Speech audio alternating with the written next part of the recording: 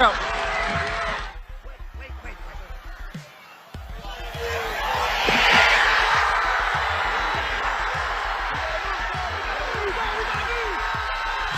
reverberate around the country from Pennsylvania. A would-be assassin's bullet grazed President Trump's ear while two supporters were seriously injured. Another supporter, Corey Compentor, was killed shielding his family.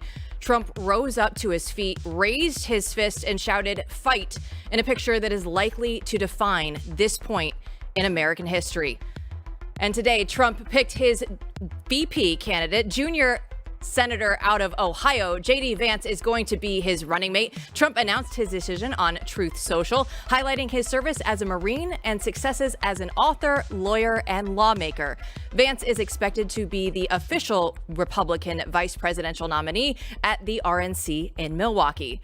And history comes full circle as another bullet failed to end the life of a former president in Milwaukee more than a century ago. Glenn Beck will join us later to explain the gravity of the Trump assassination attempt and the significance of the times in which we live. We have all of those stories and so much more. Blaze News Tonight starts right now.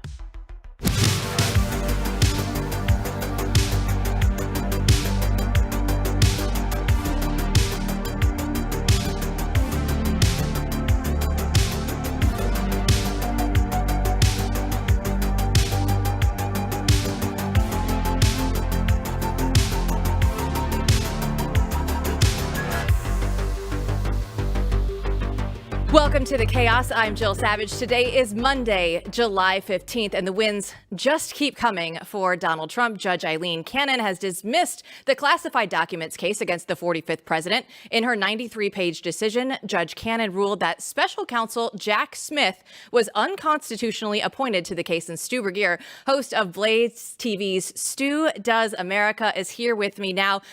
I mean, if you're Donald Trump, you look at this and you say, okay, this is one heck of a weekend, Stu, for the former president. But now, again, here on Monday, you get this case that is going to be thrown out. So if you're Donald Trump, what are you thinking today? I mean, it's incredible, right? I mean, this is probably one of the craziest sequences of events that I've ever seen in politics. I mean, what, 3-4 days ago, all we were talking about was the president's debate performance and whether he was going to get tossed off of the ticket, right?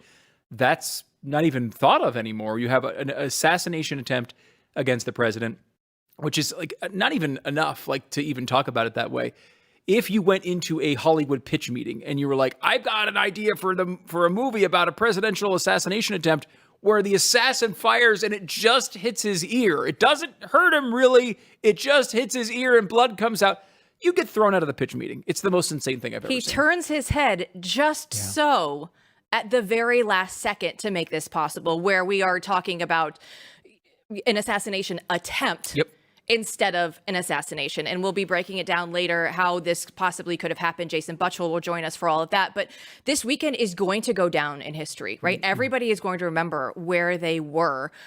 So how do you describe just the overall feeling right now with people online in your community that you see coming through? And it feels a little different today, does it not? It does. I mean, what you just talked about, that the president could have been assassinated on live television, changes the country forever. And I don't want to know what that looks like, frankly. Thank God the man is okay. Thank God he was able to do this. And the presence of mind in that moment to just have a bullet go through your ear, you're an inch away from dying. Yeah. The presence of mind to stand up there and raise your fist and show America that, and your audience and your base, that not only did this not hurt you, but we're going to keep going, is one of the most incredible moments, the most badass moment I've ever seen. I want to dive into this moment further because I think that only a statesman like Donald Trump, right? He had The Apprentice. He knows what television is like. Yeah. He knows that he should be sending a message to his audience. And the fact that he has a bullet hole now in his ear, right? And that where they're saying that it's all bandaged up, but there's a chunk of his ear missing, according to him, to have the presence of mind to stand up and tell your Secret Service detail to wait so that you can do this. It's, to me, it shows why Donald Trump is not like any other president or presidential candidate that we've seen. Yeah, I mean, if you're considering voting for Donald Trump and then you see that happen, you're now walking through a wall of fire to do it, right? And I think I also think it's going to hit people outside of the Trump base. I mean, look. Number one, obviously, the most important issue is he okay? Not to mention, the man who actually did die in this. I mean, there's a lot to talk about that's real and serious. And of course, you have the ramifications on the country. Way down the list is politics. I grant you that. But I think you're going to see a real bump for Trump when it comes to the reaction here. It may be short-lived. We're going to see a reversal. Of course, the media is going to all of a sudden forget about all the rhetoric that they're claiming to be nice and calm that they want now. That's all going to go away in the coming weeks. But you do expect people who even, I think, wouldn't consider voting for Trump crossing that line for the first time, because there is something really, truly American about how we react to something like that and the way he reacted, which was, screw you.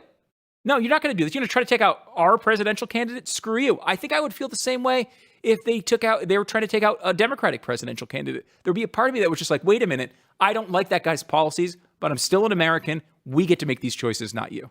We were looking at all the stories that were coming out from over the weekend, and NBC News had a story last year about Tucker Carlson and others saying that they were, it was a conspiracy theory when they said we were heading towards a potential Trump assassination.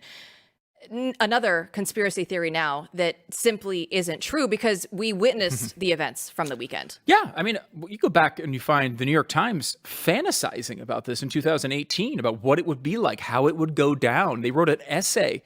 There are clips of, it was Joe Scarborough from just last year, where he's talking about, if the president becomes president again, President Trump, that he would just be executing people however he wanted to. What do you think? What signal does that send to people?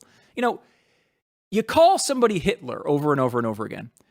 It's going to create an impression among some unstable people that the correct moral thing to do is to take him out. I mean, if you think about actually Hitler, what happens to people who try to assassinate Hitler? Tom Cruise makes movies about them, right? These people are praised. When you try to take out Hitler, it's generally viewed as a good thing. We look at those people morally, positively throughout history. Instead, now we have a situation where this person who obviously is not Adolf Hitler is feeling the ramifications of all of this rhetoric. And it's disgraceful. And it's almost like you have this 48-hour window where the media is going to pretend they're nice and not do it anymore. But that's changing. And we saw Joe Biden come out 3 different times and give speeches. It took him a while for the first one, and now he's making up for it for getting that second speech and third speech in. And he's trying to make sure that the rhetoric is toned down, which is what we would need out of a leader in the White House. I don't care what you think about Joe Biden. That is what was needed to be said from the White House this weekend. The unfortunate part is that we aren't seeing that rhetoric toned down yet. It's not real. It's not real at all. I mean, even the speech that he made, he did this thing where he was going to say, look, we need political violence to end on both sides. That's a good instinct. You should say that. The way you actually do that is you give examples. Maybe give examples from both sides. He went through a list of examples. Every one he pulled out was something that you could theoretically blame on the right.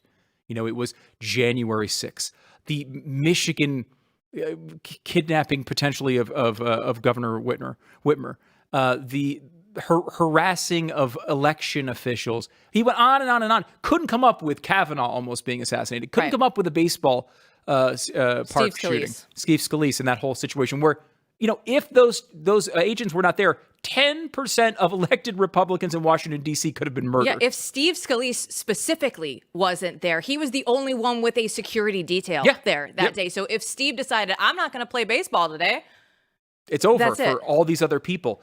You can't remember any example. This was not an Oval Office speech the way it was supposed to be done. This was a campaign speech. This was a guy trying to transition from, I know the other day was bad for my campaign. I better figure out a way to get out of it. I thought it was honestly disgraceful, Jill. Well, it was disgraceful, Stu. You are absolutely right. But the good news is that at least on the right, we are seeing some unity and people being brought together, because Trump's assassination attempt is bringing people together in Milwaukee. That is coming up next.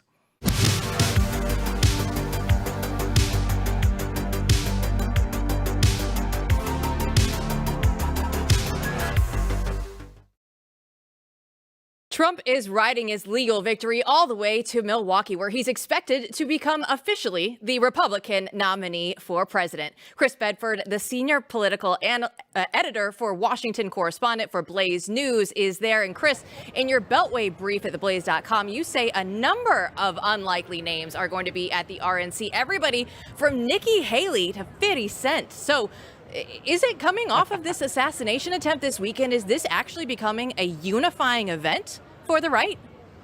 Can you believe it? I mean, the Republicans were already set to walk into this week more unified than the Democratic Party by an absolute long shot. But the historic, deadly attack and the attempted assassination that we watched on television on Saturday has even heightened that so much. The Democrats are completely despondent. Republicans are completely obsessed. The kind of nerd prom that is generally a convention in the first place has become a top ticket. People flying in, people trying to get in, people trying to find hotel rooms. It's changed the face, and you've got, the war-loving corporatist wing of the GOP is ready to play ball with people like Nikki Haley. And you have 50 Cent, who had been dabbling with republicanism for some time now, putting Donald Trump's face on an album during a concert, releasing an endorsement, and reaching out to folks in Jason Aldean's camp. He's got a concert planned for Thursday to try and see if he can jump on that and even carve out a speaking slot, which is possible because even though this thing has been being planned for months, it is quite chaotic here right now.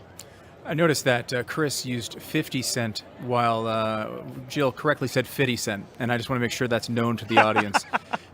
Chris, my brother used to work for him, too. Oh, there you go. Wow, that's even worse. Chris, what is the buzz around there on the J.D. Vance pick? The first person I talked to about the J.D. Vance pick was apoplectic because he said that it would mean we couldn't fight forever war with Russia anymore. But everyone else I've seen is thrilled with this decision. I mean, there was a lot of different options here, and Donald Trump over the last couple weeks and his campaign managers have been really working to try and broaden his appeal. You saw some watering down and changes to the Republican platform for that. That's why there was talks about Glenn Youngkin and his appeal to suburban white women, essentially, or even Governor Huckabee Sanders.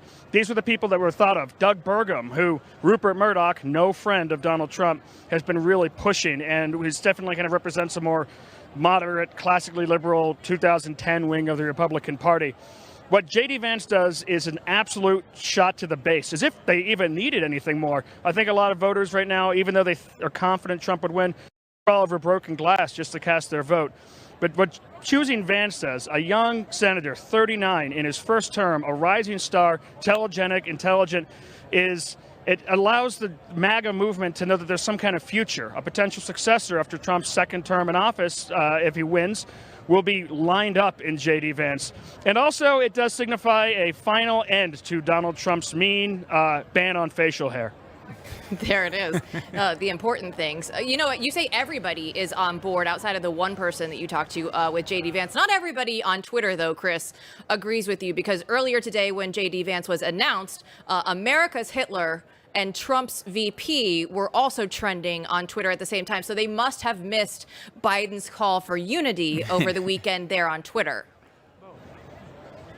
Yeah, the J.D. Vance excites strong feelings. He's not just a stand-in politician, one who mouths off MAGA things. You saw a lot of this. After Donald Trump won in 2016, a lot of Republicans started to jump on the populist bandwagon. But when it actually came down to votes, or especially when he was out of power, you didn't see that sort of thing carried out.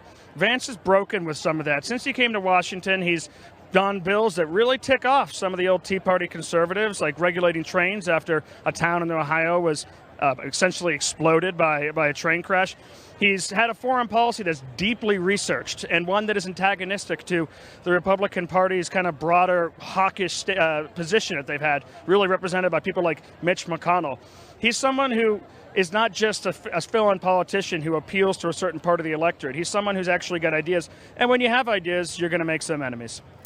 Chris, I think what's interesting about this pick is as opposed to what he did in 2016, where he kind of picked out of a position of weakness. He was worried about the evangelical wing and whether they would come along for the vote. This is different. It seems like a pick that from a position of strength. Do you agree with that? Yeah, that's a great point. In 2016, evangelicals were suspicious. Constitutional conservatives and the old Tea Party conservatives, movement conservatives, were suspicious of Donald Trump, even though they'd love to see what he was doing on the debate stage, and they liked some of his policies. He didn't seem like he was, one of them. Then the pick of Mike Pence really got those people calm. And this was not known who the VP was going to be. I was with a top member of Vance's staff on Saturday. He was helping me move some furniture at my house when my wife feels down Donald Trump's been shot. And we're halfway up the stairs with this 200-pound piece of furniture. We get up there, and at that point, they didn't know. It was completely in the dark. Donald Trump has treated this like a game of Apprentice. Some other people, like in Rubio's staff, have been confident for weeks that they were going to get this. But most people have been largely in the dark. And now that's the kind of the way that Donald Trump operates. It's the way he ran his TV show. It's the way he even likes to solicit advice, even from the Oval Office. And the strength he gained from this Saturday assassination attempt, and the strength he gained from the judge dismissing the special agent's case against him, combined to 3 days of pretty powerful positions, and he's able to make calls that he wants. What's the mood like there right now, Chris? We see the Trump 2024 sign behind you, people all around right there at the convention. What's it like for the average people that are there right now trying to figure out, this is 3 days off of the Trump assassination attempt? For much of the day, the mood has been extremely hot, oppressive. A lot of people lost trying to figure out where to get their passes, and this and that. Well, the delegates have been in the halls casting a lot of their votes. Now, all the states throw different parties for their delegations, and they have different receptions and events. And probably 5 minutes before we went on the air, what appears to have been a plastic cup margarita session emptied right onto this square. So the mood went from quiet and reporters chasing folks down to hundreds and hundreds and hundreds, thousands of people streaming out in festive moods, holding those plastic green cups. Well, it's one thing to have all of the margarita cups out there, but it's another thing where our Blaze Media national correspondent Julio Rosas has been dealing with all of the protesters. I know he has sent in some footage. Let's take a look at what's going on in the streets of Milwaukee right here with all of the chaos. Everything is happening. Stu, when you see this, they are chanting again. They did not get the memo. When you see that they're still out there just trying to say right. Trump's Hitler, all the rhetoric is still inflamed. It's still going on. So what's it going to take for all the protesters to just realize, like, hey, we're 3 days away from this, what could have been incredibly tragic incident? What will it take for that? Well, half of them were on Twitter cheering it on as it was going on. So, I mean, it was very, very disturbing. I think it's fascinating to watch their approach here, though, because you'd think there's going to be at least a little bit of a quiet time, right? A little bit of a moment where they realize, hey, we're in a serious situation as a country. Maybe this isn't the time for all the Hitler commentary. But I will say the vast majority of the campaign that is going on right now and has been for months and months and months from Democrats was basically based on three things. Donald Trump is Hitler, January 6th, and they're the violent party, and then abortion. And if you look at those three things, how can you do two of them right now? Right. How can you say Donald Trump is the violent one? How can you try to get people fired up about January 6th when the opposing candidate was almost murdered on live television? You go back to the third thing, we're going to be hearing a lot about abortion over the next few months, I'll tell you that. Yeah, and we have Julio Rosas now with us back in Milwaukee. I want to ask you, Julio, we've been talking about the protesters right here. So can you paint a picture of what it's like happening on the ground right now? Yeah, so the protesting march on the RNC, it did conclude about a couple hours ago. They had their press conference where they were denouncing, obviously, because this is a far-left coalition, denouncing Trump because, Jill, last week I was telling you that a lot of these groups have been focusing on Biden the past couple months because of the war in Gaza, but because Biden has been underperforming, and now with the unfortunate assassination attempt on President Trump and his popularity rising in the aftermath, they're really starting to realize that they're going to probably have to be focusing on Trump for the next couple months, and especially if he wins after November. And one thing that was interesting is that one of the speakers did say that, generally speaking, she was against any assassination attempt on any politician, but then she caveated that by saying, but it's undeniable that Trump's rhetoric, policies, and actions has led to the legitimization of political violence by white nationalists. That's what she was saying. And of course, as someone who has covered an untold number of far-left violent protests, I can obviously say that's not true. But that's the mood. That's where they're kind of seeing themselves at the forefront of all this. And now that the main protest is over, they are going to be mobilizing, and we're going to see a pretty big turnout for the DNC in Chicago next month. Yeah, what else do you expect to see coming up here the rest of the week in Milwaukee? So because, obviously Milwaukee is a bit of a liberal town, right? It's one of the reasons why Wisconsin trends blue. I would say that today was the main event in terms of the protests. And I think, again, that's just because they're so focused on Biden and they're really focusing on Chicago, and they're going to put a lot more resources and dedication to that event. So obviously, anything can happen for the rest of the week, especially with the security concerns. But I would guess, and I would say that in terms of a far left acting out here in Milwaukee, I think that's not going to be an issue moving forward. I hope that it is not an issue moving forward. I think that we've had our fair share of excitement for the entire week. If we could just, keep everything very calm and collected, that would be very much appreciated. Julio, thanks so much for joining us. Thank you. We would like to thank Patriot Mobile for providing the Wi-Fi that is making this broadcast possible all convention long. And they want to thank you for supporting us with a special offer. So go to patriotmobile.com/RNC24 for a free month of service. And the Trump rally attendees say that they saw red flags long before shots rang out. You don't want to miss it.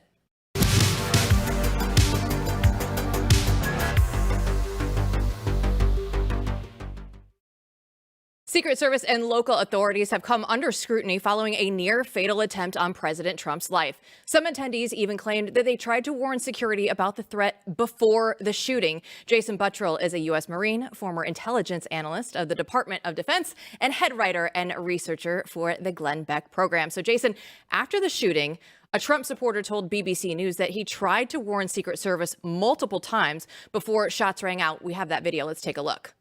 We noticed a guy crawling, bear crawling up the roof of the building beside us, 50 feet away from us. So we're standing there, we're pointing at the guy crawling up the roof. And he had a gun, right? He had a rifle. We could clearly see him with a rifle. Absolutely. We're pointing at him. The police are down there running around on the ground. We're like, hey, man, there's guy on the roof with a rifle. And the police were like, huh, what? Like they didn't know what was going on. We're like, hey, right here on the roof, we can see him from right here. We see him. He's crawling. And next thing you know, I'm thinking to myself, why is Trump still speaking? Why have they not pulled him off the stage?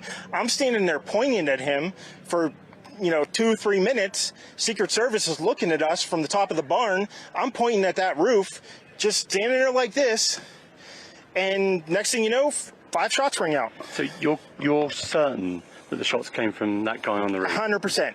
100%. And he was up there for a couple of minutes? He was up there. You saw him up there for a couple of minutes? Absolutely. At least 3 to 4 minutes. And you were telling police in the Secret Service? We were telling the police. We were pointing at him for the Secret Service, who were looking at us from the top of the barn. They were looking at us the whole time when we were standing by that tree. Could they see binoculars? Could they see him? Probably not, because the roof, the way the slope went, he was behind where they could see. But why is there not Secret Service on all of these roofs here? I think he makes an excellent point. Why are there not Secret Service members on all of these roofs here, Jason? How is this normie in a better position to break down what actually happened than the Secret Service right now? This is the perfect example of how ridiculous and how chaotic this entire security operation was. And I'll explain that here in a second. I'll just tell you that I've actually worked alongside Secret Service across a couple of different presidents, including some governor visits that some presidents showed up to. I've been in the planning stages, the execution stages, all of it. And I cannot fathom how this happened. And this guy which, I mean, it's a serious situation, but it cracks me up because he's like the guy that's like at the tailgate party, dyed his hair to match his MAGA hat, probably had something painted on his belly. Oran McIntyre said he's the redheaded Guy Fieri. Yeah. He's Flavortown. That's what he looks like. Yeah. He was probably shotgunning beers, and that's why he looked up as he was shotgunning it and saw, the shooter. Like, everybody saw this guy, but the people that needed to see this guy, which is a big problem because I was just reading on ABC just a few minutes ago that was the staging point for law enforcement. So they never thought, what's that like climbing noise on the roof? Or maybe we should, I don't know, look up, everyone. These are very, very basic principles when you go through a protective operation for a principal as a high level as a president of the United States. And just real quick, if I have the time, I'll just go through it really quick just to give some context on how it's supposed to go. Yeah, please do. So maybe we can figure out what actually happened. But when this happened, the Secret Service will show up weeks in advance. They'll go to the location, they'll do a site survey, and they'll set up a multi-tiered security plan for it. So they'll be like right up by the stage, they'll be like the people that are the most trusted. They're like family, friends, maybe people on the campaign, those types of people. Then the next tier, and they'll have like a wristband or a lanyard that like shows that they belong in that area, will be like high-level donors, people like that. Maybe media people that they like, that they'll invite over to come see. Then after that, will be another tier of pretty trusted type individuals, and you'll have people outside, like in the bleachers and all that. They'll set that standard right during the advance. They'll also look at, okay, that's like our inner perimeter, which you'll hear. I think the Secret Service director was actually talking about their perimeter, and they're not, responsible outside that perimeter, which is total horse crap, by the way, because they'll also set outside that perimeter firing positions where potential snipers could be set up as. So, for instance, the roof where the sniper, that's the most obvious place for a sniper. They'd probably label that sniper position Alpha. Or the next one over there's another building, Bravo, Charlie, on and on and on. But they would have designated those areas. So when game day shows up, the president is there, they've got rifles and eyes on every single one of those positions. Not only that, but they've got a full-on law enforcement security detail on every single one of those positions, making sure, it's not random dude with his head, hair painted to match his MAGA cap. He's the one while shotgunning a beer accidentally looks up and sees this guy. Law enforcement should have saw him long before that happened. Yeah, before. You went through your extensive experience in this world. Let me give you my resume. I'm an idiot. I'm just a moron with eyes, and a moron with the very lowest level of common sense.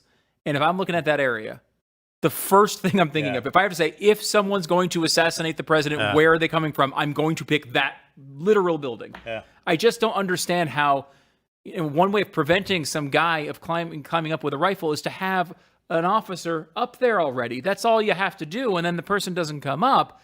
It's the most obvious step. How is it possible that there wasn't somebody up there preventing this before it happened? Yeah, there's multiple questions that need to be asked and answered on this. A lot of explanation, but I've picked out 3 that I think need to be answered immediately with full transparency.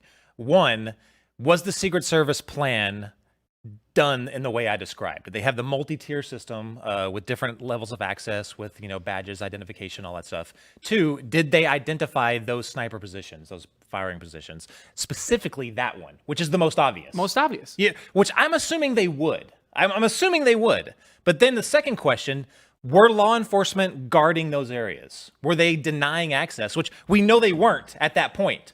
Why? Why were they not at that point? Were they complacent? Were they Trump fans? And were they just like looking at the speech instead? Were they the opposite? Were they not Trump fans? Did not care if someone might harm the president? Third question is the most scary. Were any of them involved in helping this person get to that location?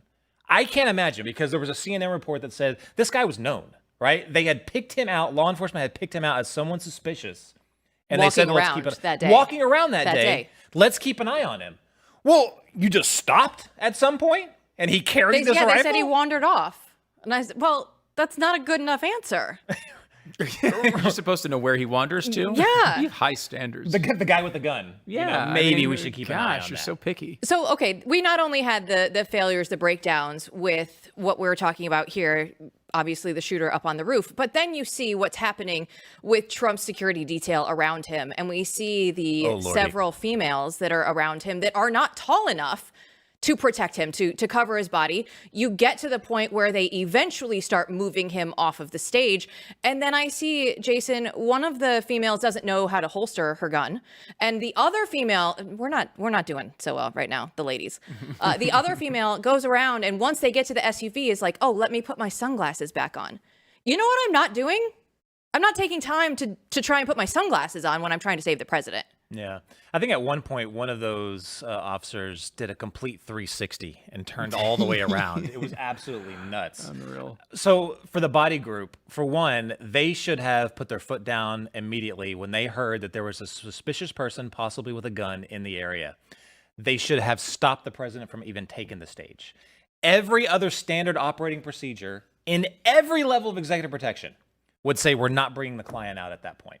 They would say, I'm sorry, you need to get eyes on that guy or our guy is not coming out. That's basic. The Secret Service knows better. They should have done that. That's basic. Second of all, the way they reacted, I've never seen that before. It was so chaotic.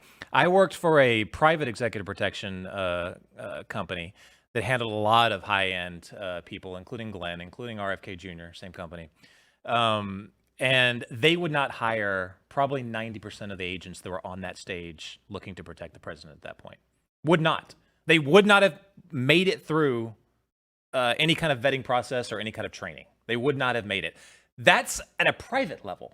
These are people protecting the president, the former president and future president of the United States. What the hell is happening over there? I tell you one thing is that the Secret Service head, I can never remember her name, Kimberly Cheadle or what it was. Right at the top, I think it's like the second paragraph in her bio at the Secret Service website, is she's very proud of making it one of her prime directives to have a very inclusive workforce. Now, when you're concerned about, when you're concerned about numbers, and so I'm not. This is not an anti-female. I've personally worked with female executive protection officers that had bigger arms than I do and probably could outlift me. So there are females out there. Not saying much. That's true. That's true. But they put in the work and they actually got there and they could do it just as well as any man could. This is not a female thing. Yeah. But when you're concerned with numbers, that's what you get. You get Melissa McCarthy out there trying to protect the president. Unfortunately, we are going to have more questions than answers, and we will continue to break this down, obviously, going forward. But when we come back, Glenn Beck will be joining us, and he'll explain how another former president and the country withstood an assassin's bullet when we return.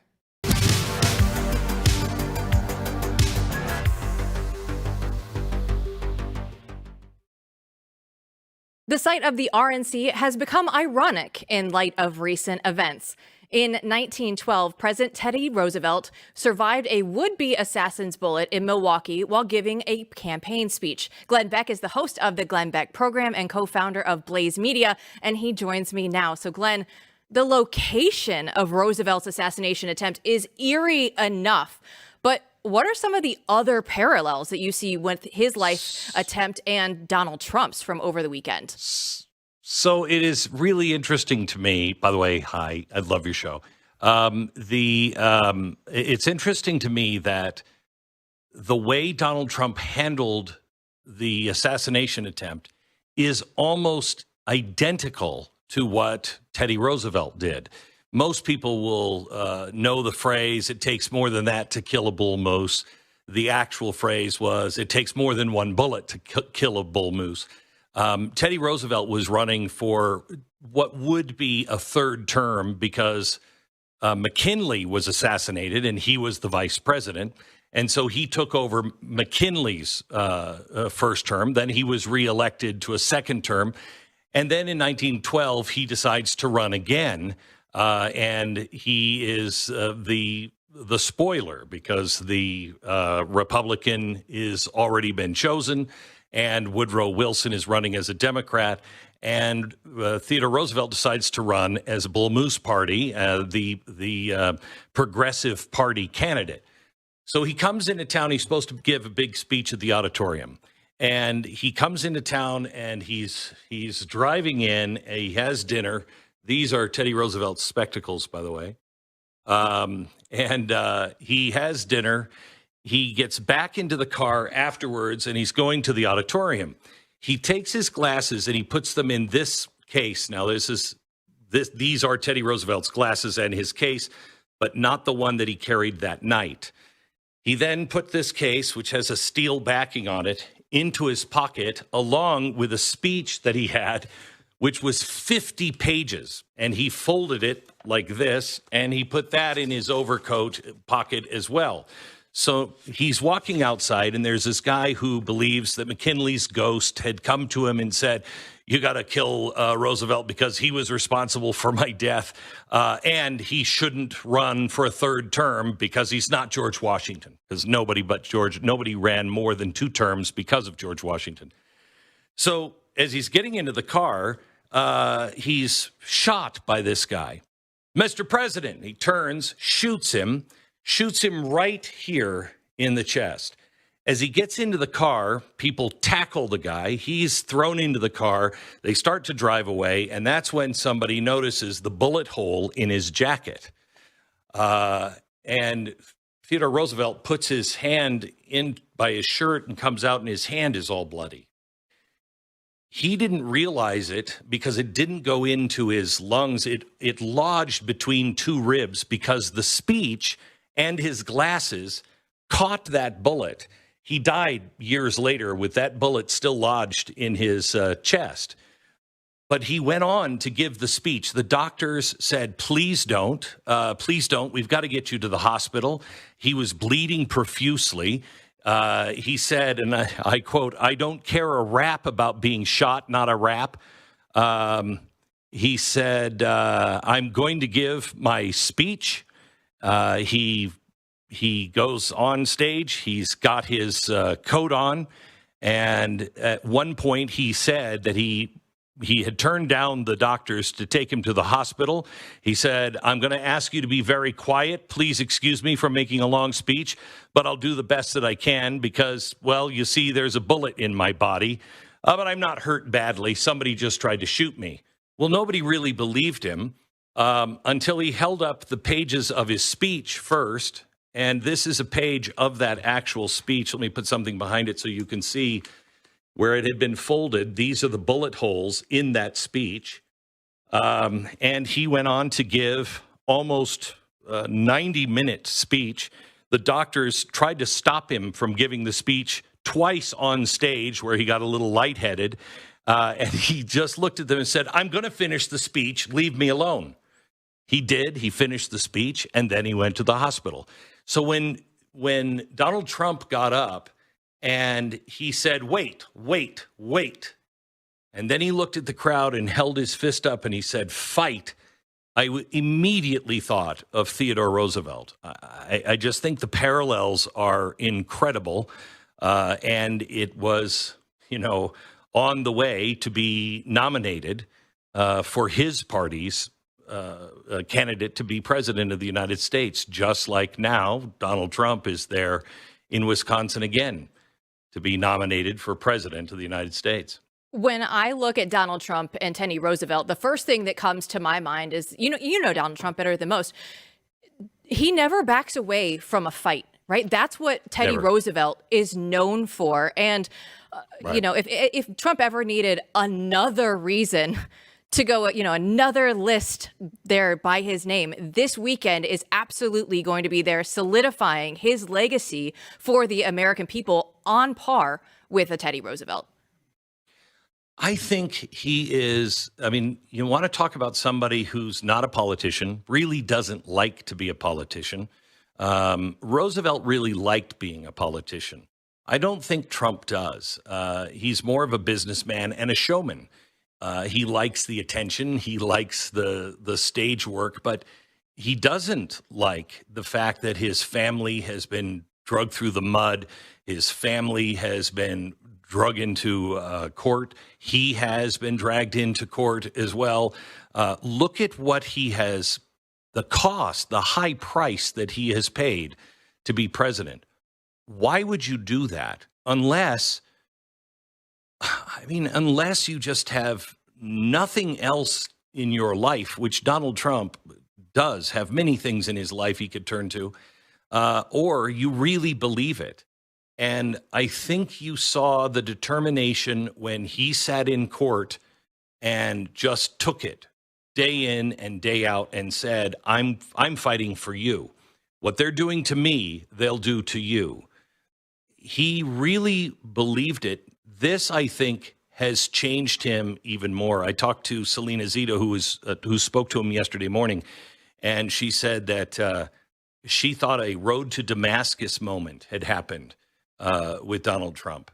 He is convinced, and so am I, that was divine providence. I talked to the world's greatest sniper on radio today, and I said, have you ever had a shot that close and had somebody turn their head and it misses? And he said, never. He said, that's a miracle. And I think Donald Trump has answers to a higher calling now. It's not just about him being president and serving the American people. I think that he there's a good possibility that he has fundamentally changed as a man and is now more determined than ever. I completely agree with you. And we now know the full ticket for Donald Trump on the VP slot will be filled by J.D. Vance. Your thoughts? I saw you tweet out earlier that you think this is going to be one of those things that allows Donald Trump to continue his legacy. J.D. Vance is one of the most MAGA senators out there right now. You know, it's really interesting because they say that Donald Trump is so vengeful and everything else. No, he's not. J.D. Vance was not a supporter of Donald Trump's for a very long time. He's changed his mind, just like I changed my mind on Donald Trump after watching him. And now he's being embraced.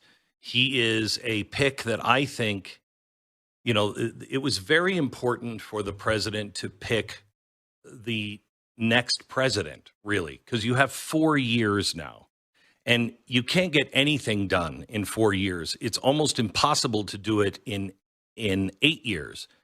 But if J.D. Vance plays his cards right and Donald Trump does what I hope he's going to do and restores the Constitution and the constitutional powers, I think we could be looking at 12 years. And to see Donald Trump recognize that he has 4 years and he needs somebody to not be George H.W. Bush to Trump's Reagan, he needs somebody to actually believe in what he's doing and will continue on. To me, I thought that showed a humility. You could interpret this, as I do, as Donald Trump saying, I know I'm only going to be there 4 years. Everything you say I'm going to do about never leave the office is not true. I have 4 years, and that's why I picked him. I think it was a really good move. I want to switch gears with you now because you have a new book coming out, and it's your first young adult novel. It's called Chasing Embers, and it comes out next week. And Glenn, I've read it, and I think that it ties actually so well into the times that we're living in now because it's about knowing our history. And if you don't know your history, you're going to be doomed to repeat all of the bad things, or they're going to take out the things that we do want to continue and the traditions that we should be keeping forward. So I thank you for reading it. Are you enjoying it? I love it. I think it's very much in the vein of a Hunger Games where you can see this as a series. It's very much going to give young readers something to be excited about. I love it. Yeah, good. I'm glad. It is, to me, it is important to get into the culture. I've never written a book for young adults before. Michaela, who works for me, she is also the co-author of this book. I gave her the storyline, and then we worked together on fleshing it all out, and we've got, I think, 7 or 8 books in as sequels for it. if this is successful, but it has to go in to the culture. It has to be taught in a different way. You know, I was really sad on Saturday after the president was shot. We were having a family reunion here. And so there were about 30 of my relatives here and the kids. And I decided to talk about the history of our country and show them some of the artifacts like I just did with Theodore Roosevelt, and share with them the principles that we all share. And one of the kids, probably in the 4th grade, said, "We're not taught any of that." And all of the adults said the same thing. I didn't know that. It is so critical to know why we're a republic and not a democracy. It seems like just semantics, but it's not. And if we don't learn our history, we will lose it. And Saturday, I don't know if people really realized that could have been the end of the republic as we know it. We could have gone into civil war. We could have gone into a lockdown of some sort. I mean, we're in a very dangerous place. So what is it that we're fighting for? It's not for Donald Trump. And Donald Trump is not fighting for the office of the presidency. He should be, and I believe he is, fighting for the Constitution and the Republic. And it's a very, very delicate thing. And I hope that people go out and buy this for their kids or their grandkids and give it to them. And don't tell them that it's a history book, but it is. These kids are living in this dystopian world where history has been erased, and they have to find out if the truth even matters. And then what is the truth? And what is the truth worth? When I was reading this book, I would go through and say, what does it mean if we actually lose the truth and try and get it back? And that was one of the things that I just kept reading through. We have about a minute left here, Glenn. It's not only the children's books, the young adult fiction book that you're writing, but you're also trying to just go out there and restore history. Can you talk a little bit about that? I mean, we see you with the Teddy Roosevelt artifacts. Why does this mean so much to you? Because I understood the country for the first time when I was 35 or 40, when I started learning history. I mean, I was not interested in history. I didn't know, I knew the basics, red, white, and blue, and Yankee Doodle and all that stuff. But it wasn't until I actually started looking at the stories and the people that I learned not only who we are, but who we have been, the lessons that we need to learn. We keep making the same mistakes over and over again. And if you could just go back and look and say, no, remember when we did this, we would be able to fix our problems pretty quickly. And I think because of what's happening in the country, what happened over the weekend, I think we're on the verge of winning. I hope you're right. All we have to do is remember.